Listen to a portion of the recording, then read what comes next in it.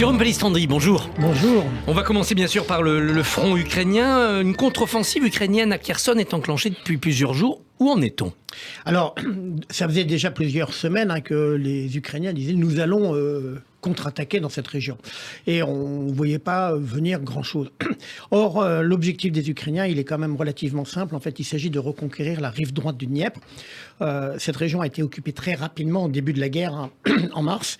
Et donc, il y a besoin, avant l'hiver, d'essayer de repousser les Russes au-delà du Dniepr. Pourquoi ? Parce que le Dniepr, c'est un super barrage anti-char. Et avant l'hiver, ça permettrait en quelque sorte de sécuriser la partie sud de l'Ukraine et en particulier d'éviter que le port d'Odessa soit à portée des missiles russes. Et ils y arrivent aujourd'hui, les Ukrainiens ? Alors, depuis lundi, ce sont des combats de très haute intensité. Il n'y a pas d'image, il n'y a pas de son, pas d'image. Mais visiblement, ils progressent. Alors, ils progressent lentement parce qu'il faut, quand on regarde sur une carte, c'est vraiment c'est plat, c'est hameau par hameau, champ par champ. Donc, c'est complexe. Et l'un des objectifs, c'est de détruire les ponts sur le Dniepr pour isoler les forces russes qui sont situées donc, du côté de la rive droite du Dniepr. Donc, il va falloir suivre ça de très près. Visiblement, c'est aujourd'hui le centre de gravité donc, de la guerre en Ukraine. Certaines sources disent que les Russes auraient pris des canons César français. Est-ce que c'est crédible ? Est-ce que c'est vérifié ? Non, c'est totalement faux. Ils sont à l'abri et à l'arrière des lignes. Alors, ils sont pas à l'abri. Ils sont sur la ligne de front pour pouvoir frapper. Mais d'abord, on sait exactement où ils sont. L'intérêt des canons César, comme les HIMARS américains, c'est qu'ils ont une très grande mobilité. Donc je m'installe, je me déploie en quelques minutes, je tire et je repars. Parce que la boucle de renseignement ukrainienne est extrêmement efficace. C'est ça l'intérêt de cet armement, c'est qu'en fait on envoie l'obus ou la roquette exactement là où on veut. Ce qui n'est pas le cas du côté russe. C'est les Américains qui fournissent les renseignements satellites aux Ukrainiens ? Alors, il y a les Américains, mais il n'y a pas que les Américains. Il y a toute une chaîne de renseignements. Et il faut aussi souligner que depuis 2014, où les Ukrainiens avaient pris une raclée très sévère, ils ont tout réorganisé. Donc, ils ont des capacités. Et puis, il y a aussi le fait que la population ukrainienne qui est restée notamment dans la région, qui n'a pas pu ou n'a pas voulu fuir, donne aussi de l'information. Et ce qui fait que pour les soldats russes qui sont dans cette partie-là, c'est extrêmement difficile parce que ils n'ont pas le soutien de la population. Il y a des partisans qui peuvent surgir et attaquer dans le dos les Russes ? Et d'autre part, oui, il y a l'utilisation de forces spéciales par les Ukrainiens. Ils connaissent leur territoire. Donc, pour les Russes, c'est une situation très difficile. Et il faut souligner, pour le malheureux soldat russe qui est là-dedans, un peu à l'insu de son plein gré, pour reprendre une célèbre formule, il subit davantage qu'il n'agit. La Russie augmente son recrutement. Ce sont des piou-piou destinés à aller en Ukraine dans quelques mois ? Alors, des piou-piou, actuellement, si vous êtes dans une prison russe, dont le niveau de confort est quand même assez spartiate, il y a des campagnes de recrutement. Et donc, actuellement, les autorités russes recrutent notamment dans les prisons. Donc, en fait, il y a un vrai problème de recrutement. Le paradoxe, c'est que les Ukrainiens ont la ressource humaine et les Russes ont l'équipement. Voilà. Et il leur manque cette ressource humaine, sachant que, on va dire, les jeunes... Alors, ils ne peuvent pas envoyer ce qu'on appelle les conscrits. Le système militaire russe est basé à la fois sur la conscription et sur une armée professionnelle, on va dire, à l'image de... Par exemple, de ce qui se passe chez Tsahal, où on a les deux. Sauf que là, la loi ne permet pas d'envoyer les conscrits en Ukraine. Donc il faut trouver un biais. Alors on leur propose des grosses sommes actuellement. On leur propose par exemple 2 000 € par mois pour aller se battre, ce qui est une somme énorme au regard du salaire moyen russe. L'Agence internationale de l'énergie atomique est arrivée à la centrale de Zaporijjia. Pas de dégâts majeurs apparemment.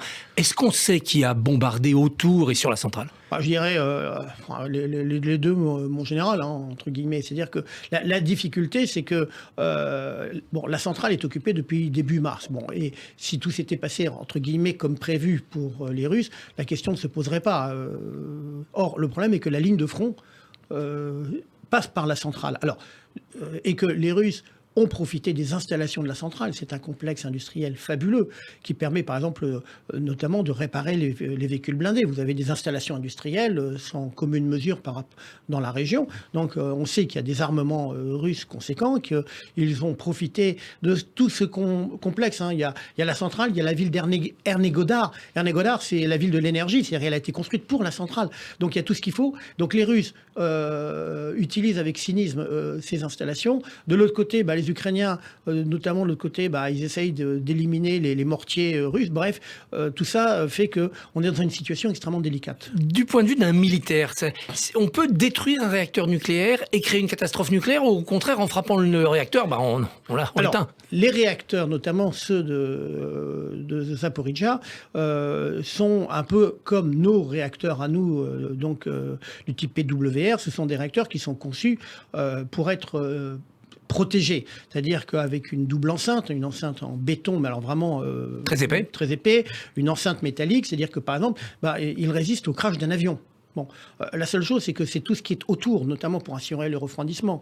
Les circuits de refroidissement, il faut aussi des groupes électrogènes pour assurer en cas de coupure électrique. Donc, c'est tout l'environnement qui, lui, est plus fragilisé. Il y a, par exemple, des stockages de matériaux radioactifs. Par exemple, ne serait-ce que des outils qui ont été utilisés pour la maintenance sont considérés comme radioactifs. Il n'y a pas de danger majeur, mais ils sont stockés dans des endroits. Et la centrale est bien surveillée. C'est pas du bricolage, c'est pas Tchernobyl. On n'est pas en 86. La seule chose, c'est qu'une centrale n'est pas prévue pour fonctionner comme ça. Sur une ligne de front. Oui. Ségolène Royal a défrayé la chronique en dénonçant la propagande de guerre par la peur que mènerait Volodymyr Zelensky. Elle met en doute notamment la réalité de la maternité bombardée dont on a entendu parler. Comment réagissez-vous à de tels propos ? D'abord, il y a quand même la position du gouvernement français est très claire. C'est soutien à l'Ukraine. Et on sait que derrière, il y a aussi un jeu politique. On sait qu'il y a deux partis dans l'échiquier politique, aux extrêmes, qui ont des sympathies pour...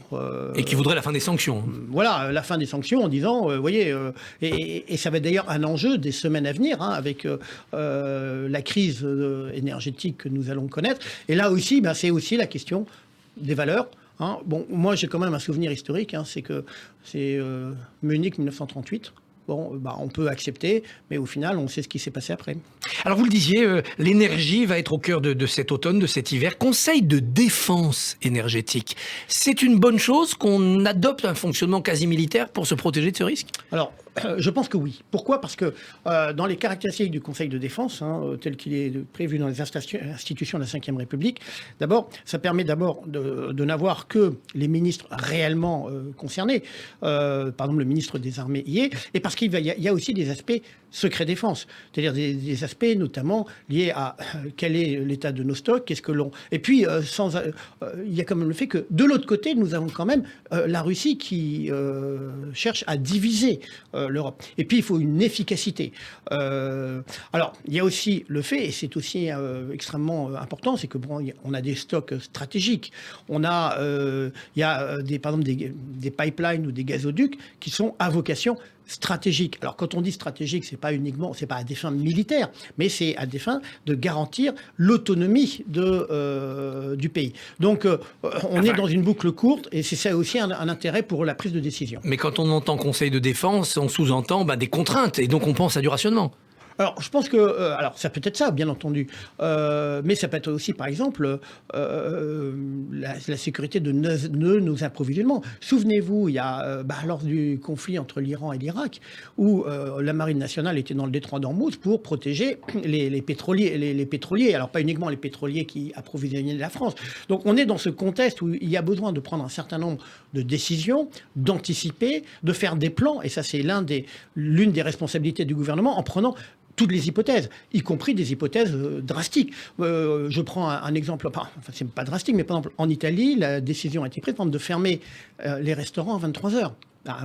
Vous gagnez 1 heure de consommation de courant. On peut imaginer, par exemple, dans des scénarios différents, eh bien, ce type de contraintes. Hein. Alors, avec la problématique que l'impact n'est pas le même quand vous prenez, si vous dites au restaurant parisien, vous fermez à 23h, c'est pas la même chose que si vous dites en plein centre de la France, à Saint-Amand-Montrond, vous fermez à 23h. Il n'y a pas de problème, vous ne perdez pas beaucoup de clients. Autre danger, le nucléaire iranien. Est-ce que selon vous, l'Iran finira par avoir la bombe ? C'est la question que tout le monde se pose. Bon, ils en ont les compétences, hein. Ça c'est une certitude. Ils n'en ont pas encore les éléments. Oui, mais ils sont pas loin. C'est-à-dire que vu tous les travaux qu'ils ont menés, travaux secrets, clandestins, c'est dans l'ordre du possible. D'où le fait qu'il est impératif d'arriver à un accord et avec un contrôle extrêmement serré par l'Agence internationale pour l'énergie atomique. Et sinon, c'est le scénario de frappe préventive qui pourrait advenir, notamment venant d'Israël ? Cela n'est pas à exclure. La problématique, c'est qu'elle est aussi liée aux luttes de clans au sein du régime iranien, entre ceux qui seraient en faveur d'une ouverture, en quelque sorte, et d'une forme de pacification avec l'environnement, et puis les durs du régime, dont les gardiens de la Révolution, qui, eux, ont tout intérêt, par contre, à une surenchère. Donc, on voit aussi que derrière, il y a ces enjeux de pouvoir. On l'a bien vu au moment de l'attentat heureusement raté contre Salman Rushdie, où l'ayatollah Khamenei n'a absolument pas condamné l'acteur. Et au contraire, la presse qui lui est acquise s'en est félicitée. Il y a cet aspect-là à prendre en compte. En Israël, des roquettes sont encore tombées ces derniers mois. Le dôme de fer est-il techniquement indestructible ?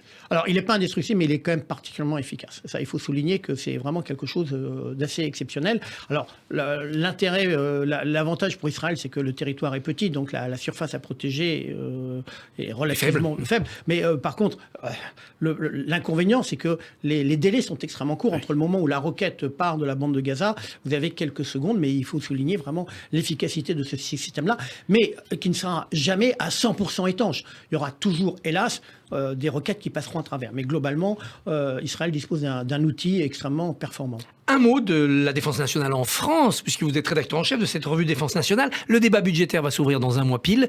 Est-ce que l'armée sera bien servie ? Alors, d'ores et déjà, pour le budget 2023, donc le budget de la défense sera en augmentation de 3 milliards. On voit bien d'ailleurs, il y a une nouvelle loi de programmation militaire qui doit être préparée. Il y a des choix au regard des leçons de l'Ukraine, parce qu'on est rentré dans un autre système. C'est-à-dire que le temps des opérations extérieures type Barkhane, a priori, c'est fini. Et on rentre dans des perspectives qui sont beaucoup moins réjouissantes. Avec, bien sûr, il y a la problématique russe qui va s'installer dans la durée, mais il y a aussi l'Indo-Pacifique. Jérôme Pellistrandi, merci, bonne journée. Merci. Merci beaucoup Christophe Barbier. Lundi, votre invité sera Sandra Rogol, députée Europe Écologie Les Verts du Bas-Rhin. À lundi. Radio J.